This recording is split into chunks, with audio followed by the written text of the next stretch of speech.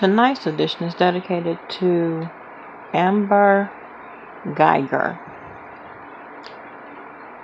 For those of you who don't know who Amber Guyger is the officer that's been accused of murdering the guy Botham in Dallas, Texas. She walked into his apartment claiming that she thought it was hers and shot him dead. Well, I've been following the case, and on day 1 and day 2, I felt that the prosecution, he was doing his job. He was on top of it. He was laying out, plain things that should have been very noticeable to a woman that had been living in that apartment complex for 8 months. Not only did she go to the wrong apartment, she also got off on the wrong floor. She parked on the wrong parking deck. And it was all stemmed from her saying that her mind wasn't in it. She had just been texting her partner, and they were getting ready to have a sexual encounter at her apartment, and she was just trying to rush and get in and make sure everything was okay and set up. Well, that entire thing is just unbelievable to me. You're not going to make me believe that you left work after doing 13 hours, drove home, drove up into your garage, parked on the wrong floor, got off on the wrong floor, down the wrong hallway, and then proceeded to enter the wrong apartment. The whole apartment in and of itself, the layout and how it looks and everything, is totally different from hers. His apartment had a red rug welcoming mat outside his apartment. She knew that she did not have one. Yet you want us to believe that you looked past all of these things and still proceeded to go into Botham's apartment. One neighbor said that he heard knock, knock, knock, let me in. Shortly after that, 2 gunshots. Well, if it's your apartment, number one, why are you knocking? Because you live alone. So in my mind, I put that out. Then she said that the door was ajar, and so she just went on in after having tried to use her key on the lock. Okay, so as she's going into the apartment, he stands up because he's like, hey, you know what's going on? Who's coming in my house? She pulls her weapon. Protocol procedure would be to de-escalate, de-escalate, de-escalate.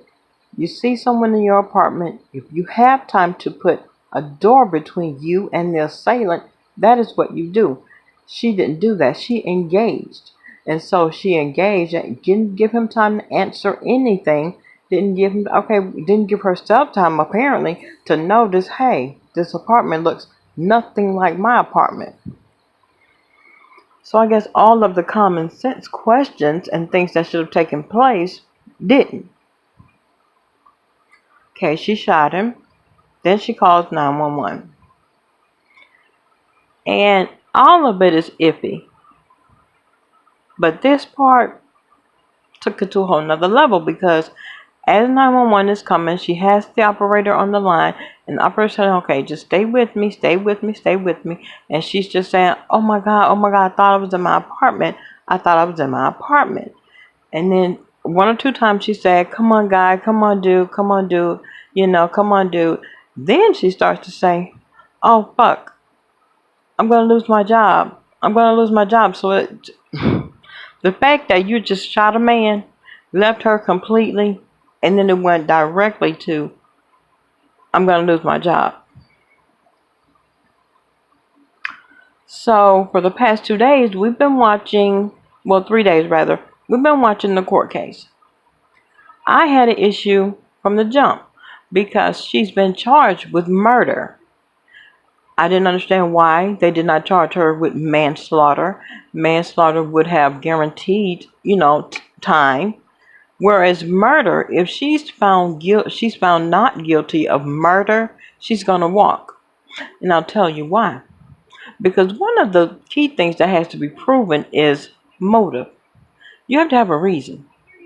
Why did you murder this guy? It has to be intentional, as if it has to be calculated, but it wasn't.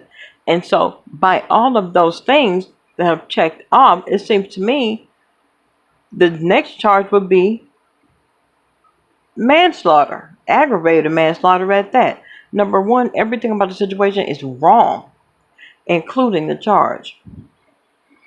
We're up to day 3. We're going on with day 4 tomorrow. And as the updates roll in, I will come back and talk to you guys about more updates.